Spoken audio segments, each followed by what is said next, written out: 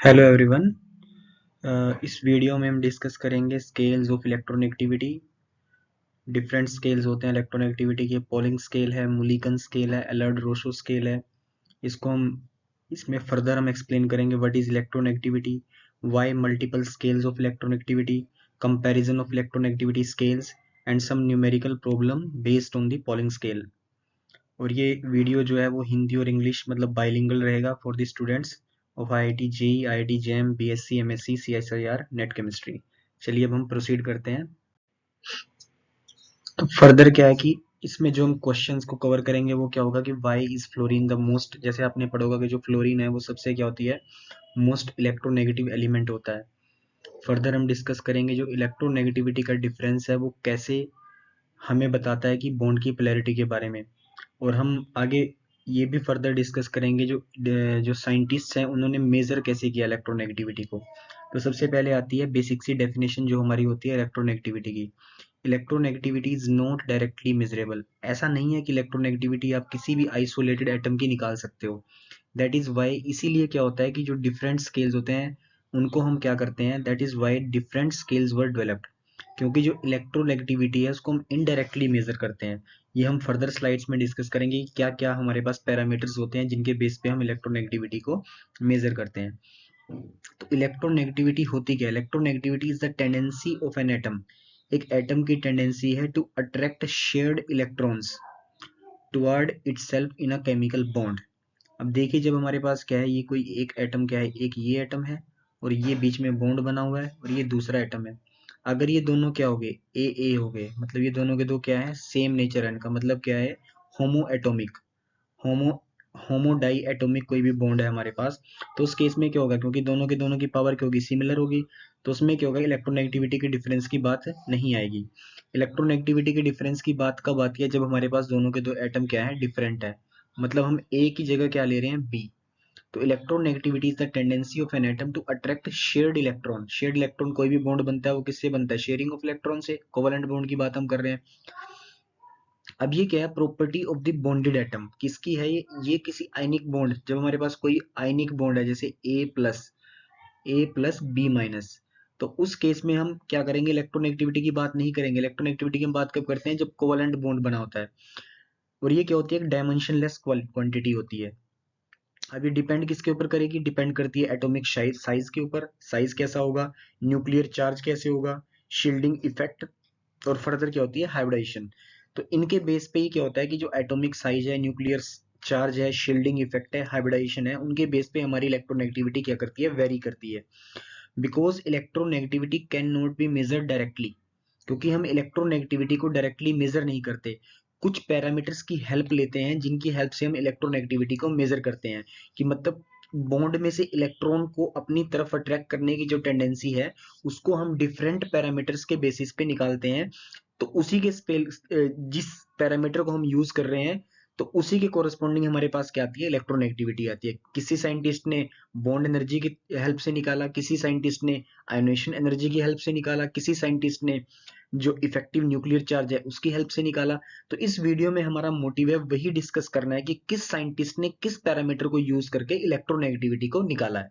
तो चलिए हम फर्दर मूव करते हैं नेक्स्ट स्लाइड पे। अब सबसे पहले आता है पोलिंग। लाइनस पोलिंग एक साइंटिस्ट थे जिन्होंने क्या किया था, 1930s के अंदर जो इलेक्ट्रोनेगेटिविटी है उसके बारे में चर्चा शुरू की थी। तो लाइनस पोलिंग ने क्या किया, इलेक्ट्रोनेगेटिविटी को रिलेट किससे किया, related to the extra bond energy in a heteronuclear bond. इसका मतलब हम देखेंगे अभी फर्दर। उन्होंने क्या बोला है कि जो एक्स्ट्रा बॉन्ड एनर्जी आई है, जैसे हमारे पास क्या है, ए है, तो ये क्या होगा, होमो एटॉमिक हो गया ए। तो अगर हमने क्या कर दिया, दूसरा क्या लिया है, बी, ठीक है, दूसरा क्या लिया हमने, बी। तो ये तो क्या है, ये बॉन्ड बनाएंगे आपस में ए और बी। अगर हम क्या कर रहे हैं, ए बी की बात कर रहे हैं, अब हमने क्या किया, ए बी की बात कर रहे हैं, ये क्या हो गया, हेट्रोन्यूक्लियर। क्योंकि इसमें दोनों के दो जो न्यूक्लियस लगे हुए हैं वो दोनों के दो क्या हैं, डिफरेंट हैं। तो हेट्रोन्यूक्लियर बॉन्ड के अंदर जो एक्स्ट्रा बॉन्ड एनर्जी आती है उसको बेसिस बनाया था लाइनस पॉलिंग ने अपने इलेक्ट्रोनेगेटिविटी के स्केल तक रीच करने के लिए। ठीक है। अब क्या है, if A B bond is stronger than expected, हम क्या मान रहे हैं कि जो ए बी बॉन्ड है उसकी कोई ना कोई स्ट्रेंथ होगी। अगर क्या हो रहा है कि जो ए बी बॉन्ड की स्ट्रेंथ क्या है, हमारी जो एक्सपेक्टेड स्ट्रेंथ है उससे कुछ ज्यादा आ रही है, इसका मतलब उसके पास कुछ ना कुछ एक्स्ट्रा बॉन्ड एनर्जी है। तो पोलिंग ने यही बोला था कि जो ए बी के अंदर जो एक्स्ट्रा स्ट्रेंथ आ रही है बॉन्ड की, जो हमने प्रिडिक्ट नहीं की थी, वो किसकी बेसिस पे आती है, इलेक्ट्रोनेगेटिविटी के बेसिस पे आते हैं। इसका मतलब क्या है, जो इलेक्ट्रॉन्स है वो क्या है, अनइवनली शेयर्ड है। कहीं ना कहीं उसके अंदर क्या आ रही है, कोवलेंट बॉन्ड के अंदर क्या आ रही है, पोलर करेक्टर आ रहा है। पोलर करेक्टर आएगा तो बॉन्ड स्ट्रेंथ बढ़ेगी। तो वो किसकी वजह से पोलर करेक्टर आ रहा है, वो डिफरेंस इन इलेक्ट्रोनेगेटिविटी। तो जो लाइनस पॉलिंग थे उन्होंने बॉन्ड एनर्जी को रिलेट किया था इलेक्ट्रोनेगेटिविटी से। और जो फॉर्मूला उन्होंने दिया वो क्या दिया था, इसको हम बोलते हैं chi, chi A minus chi B, that is the difference in the electronegativity. किसके ऊपर डिपेंड करता है, ये क्या है हमारे पास, bond energy of A B bond, और ये क्या है यहाँ पे, bond energy of A A और bond energy of B B.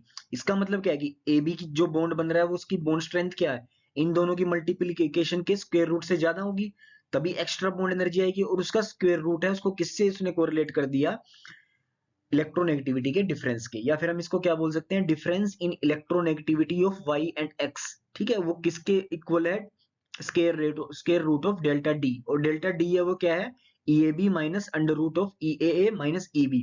ठीक है, तो ये क्या है हमारे पास, ई ए बी, ये है enthalpy of A B bond, और ये एंथैल्पी ऑफ किसकी है हमारे पास, बॉन्ड एनर्जी भी बोल सकते हैं इसको, bond energy of A bond या bond energy of B bond.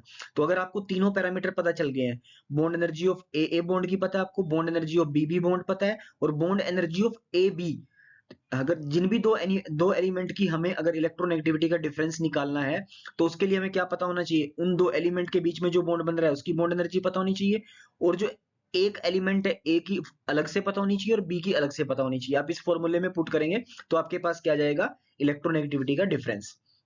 और उन्होंने क्या बोला था कि जो फ्लोरीन है उसकी सबसे हाईएस्ट होती है, जिसको हम क्या बोलते हैं, इन्होंने क्या किया, जो बॉन्ड जो हमारे पास इलेक्ट्रोनेगेटिविटी है फ्लोरीन की उन्होंने सबसे मैक्सिमम मानी है, उसको क्या वैल्यू दी है अपने पास से, एक आर्बिट्रेरी वैल्यू है, ये कहीं एक्सपेरिमेंट से नहीं आई है, उन्होंने इसको सबसे हाईएस्ट वैल्यू दी है 4 की, और हाइड्रोजन को दिया 2.1, और बाकी को क्या किया इन्होंने, एडजस्ट किया इनके बीच में।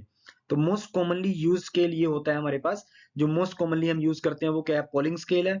एक्सप्लेन किसको करता है, बॉन्ड पोलैरिटी को। लेकिन लिमिटेशंस भी हैं इसकी कुछ, और लिमिटेशन क्या है कि सेमी एम्पिरिकल है। मतलब क्या है कि सेमी एम्पिरिकल है, ये सेमी एक्सपेरिमेंटल हो गया है, और depend upon the experimental bond energies. किसके ऊपर डिपेंड कर रहा है, बॉन्ड एनर्जीज के ऊपर डिपेंड कर रहा है। चलिए हम नेक्स्ट स्केल पे मूव करते हैं। नेक्स्ट स्केल है हमारे पास मुलिकन स्केल। पोलिंग ने किसकी बात की थी, बॉन्ड डिसोसिएशन एनर्जी की, लेकिन जो मुलिकन का स्केल है वो क्या है, थर्मोडायनेमिक अप्रोच है। तो मुलिकन ने क्या बोला कि जो इलेक्ट्रोनेगेटिविटी है वो क्या है, is the difference between the average tendency to lose and gain electron.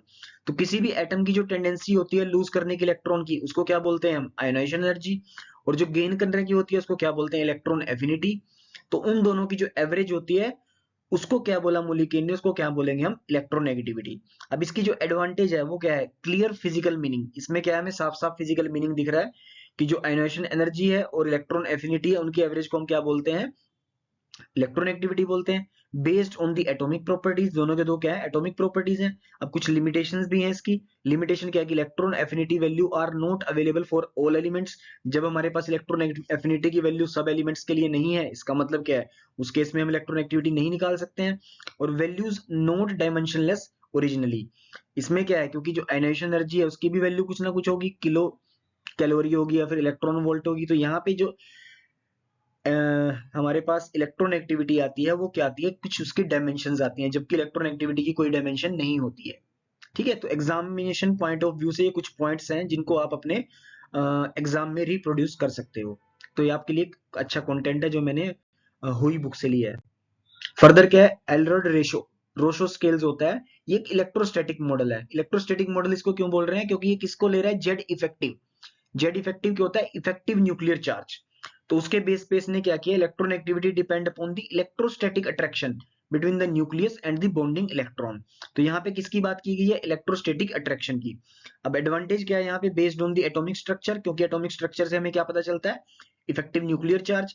Explain क्या करता है, ये पीरियोडिक ट्रेंड्स को भी एक्सप्लेन कर देता है। लिमिटेशन क्या है कि less accurate for the transition elements. ठीक है, ये आपके लिए कुछ पॉइंट्स हैं। तो जो एल्ड्रेड रोशो का स्केल है उसके कोरस्पॉन्डिंग अगर उसके हिसाब से हम निकालें, हमें क्या पता होना चाहिए, एक तो जेड इफेक्टिव पता होना चाहिए, और दूसरा क्या पता होना चाहिए, रेडियस, एटॉमिक रेडियस पता होनी चाहिए पिकोमीटर के अंदर। तो उस केस में हमारा फॉर्मूला क्या हो जाएगा, 0.744 plus 35.9 Z effective upon R by picometer का स्क्वायर। तो ये क्या है हमारे पास एल्डोरेड रेशो का। अब देखिए, अब हम क्या करते हैं, इसको समराइज करते हैं। सबसे पहले हमारे पास क्या पोलिंग स्केल है। इसके साइंटिस्ट कौन थे, लाइनस पोलिंग। कब इन्होंने दिया इसको, 1932 में। इसमें क्या माना था कि जो एक्स्ट्रा बॉन्ड एनर्जी, एक तो होती है प्रिडिक्टेड बॉन्ड एनर्जी और एक होती है एक्स्ट्रा बॉन्ड एनर्जी, जो किसकी वजह से आ रही है, पोलैरिटी की वजह से आ रही है। पोलैरिटी क्यों है, क्योंकि इलेक्ट्रोनेगेटिविटी का डिफरेंस है। इसका मतलब उन्होंने क्या किया, extra bond energy in the heteronuclear bond. ठीक है, वो हमने स्लाइड में ऑलरेडी डिस्कस किया है। नेचर क्या है इसका, एम्पेरिकल है, सेमी एम्पेरिकल है। बेस्ड किसके ऊपर है, बॉन्ड डिसोसिएशन एनर्जी के। एटॉमिक या बॉन्ड की प्रॉपर्टीज क्या है कि जो बॉन्डेड एटम होने चाहिए हमारे पास, क्योंकि बॉन्डेड एटम होंगे तभी बॉन्ड डिसोसिएशन एनर्जी आएगी। फिजिकल मीनिंग क्या है कि अनइक्वल शेयरिंग ऑफ इलेक्ट्रॉन। अब दोनों ने क्या किया, अगर दोनों के तो सेम एटम होते तो इक्वल शेयरिंग होती। अब दोनों की इलेक्ट्रॉन एक्टिविटी डिफरेंस है। जिसकी इलेक्ट्रॉन एक्टिविटी ज्यादा है वो इलेक्ट्रॉन को अपनी तरफ ज्यादा खींचेगा। इसका मतलब क्या होगा, unequal sharing of electron. Fluorine को उसने क्या दिया, सबसे ज्यादा वैल्यू दी है 4 की। पीरियोडिक ट्रेंड को उसने एक्सप्लेन कर दिया अक्रॉस द पीरियड। तो जैसे जैसे हम अक्रॉस द पीरियड जाते हैं, इफेक्टिव न्यूक्लियर चार्ज बढ़ता चला जाएगा। इफेक्टिव न्यूक्लियर चार्ज बढ़ेगा तो एल्ड्रेड-रोसो स्केल के अकॉर्डिंग जेड इफेक्टिव के क्या डायरेक्टली प्रोपोर्शनल है। तो इलेक्ट्रॉन एक्टिविटी भी क्या होगी, बढ़ती चली जाएगी। डाउन द ग्रुप क्या हो रहा है, एटॉमिक साइज बढ़ता जा रहा है। एटॉमिक साइज का मतलब एटॉमिक रेडियस बढ़ती जा रही है। और एल्ड्रेड-रोसो स्केल के अंदर क्या था, रेडियस क्या थी, इनवर्सली प्रोपोर्शनल थी। तो जितनी ज्यादा रेडियस उतनी कम इलेक्ट्रॉन एक्टिविटी। ये भी एक्सप्लेन हो गया। डेटा रिक्वायरमेंट क्या, हमें एक्सपेरिमेंटल बॉन्ड एनर्जीज की जरूरत पड़ेगी। Most widely and accepted and use, तो सबसे ज्यादा जो एक्सेप्ट किया गया है और जो यूज किया गया है वो क्या है, पॉलिंग स्केल।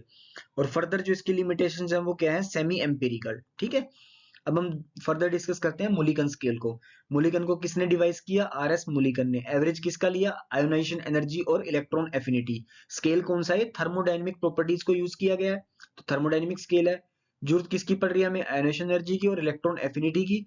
अब क्योंकि एक पर्टिकुलर एटम की अगर हमें आयोनाइजेशन एनर्जी भी पता है, इलेक्ट्रॉन एफिनिटी भी पता है, इसका मतलब क्या है, हमें आइसोलेटेड एटम, आइसोलेटेड क्या है, जो अकेला है, जो किसी के साथ बॉन्डेड नहीं है, तो उसकी भी हम क्या निकाल सकते हैं, एटॉमिक इलेक्ट्रॉन एक्टिविटी को हम निकाल सकते हैं।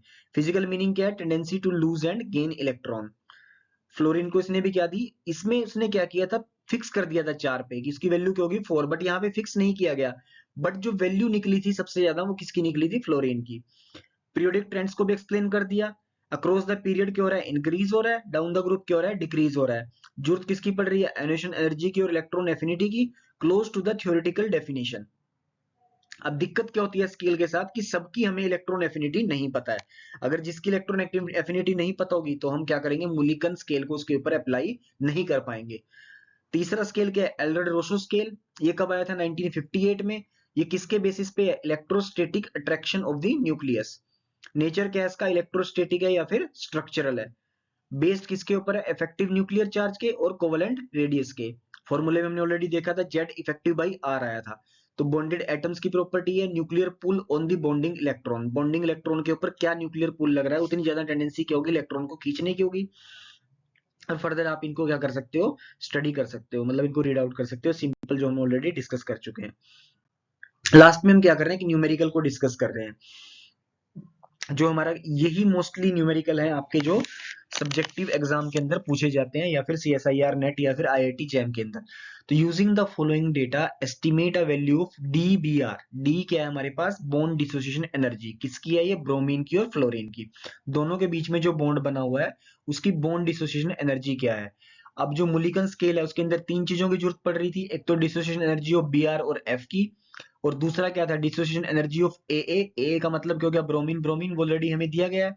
Bond dissociation energy of BBr भी दिया गया है और FF भी दिया गया है। इलेक्ट्रॉन एक्टिविटी क्या दी गई है, फ्लोरीन की भी दी गई है, ब्रोमीन की भी दी गई है।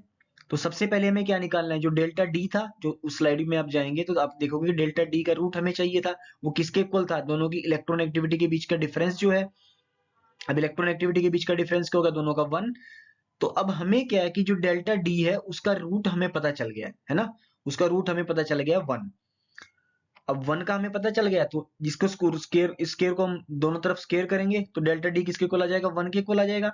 अब हमें पता है कि जो डेल्टा डी है वो क्या है, bond dissociation energy of BrF minus under root of bond dissociation energy of FF and bond dissociation energy of BrR। ठीक है, 1 इलेक्ट्रॉन वोल्ट को। डेल्टा डी को हमने क्या डिफाइन किया था, डेल्टा डी क्या, difference of the dissociation energy. कौन सी डिसोसिएशन एनर्जी का डिफरेंस है ये, Br और F की है और साथ में क्या माइनस क्या करना है, बी आर और डी एफ एफ, ये फॉर्मूला है। तो आप यहाँ पे पुट कर दोगे तो डी बी आर की आपके पास वैल्यू आ जाएगी। तो ये क्या आई हमारे पास 287.5। तो आपके अब हमने न्यूमेरिकल प्रॉब्लम को भी डिस्कस कर लिया कि बॉन्ड डिसोसिएशन एनर्जी को, जो पोलिंग स्केल था हमें हम वहां पे 3 पैरामीटर चाहिए थी, तब हम क्या निकालते थे, इलेक्ट्रोनेगेटिविटी का डिफरेंस। लेकिन यहाँ पे हमें इलेक्ट्रोनेगेटिविटी का डिफरेंस दिया और 2 पैरामीटर दिए, तीसरी पैरामीटर हमने निकाल दिए फॉर्मूले के हेल्प से। So this is all about the electronegativity, the definition of electronegativity, the different scales which are used to measure the value of the electronegativity, and what are the assumption and the limitations. So this is all about the electronegativity. If you like this video, please like this video and comment and subscribe the channel. Thank you.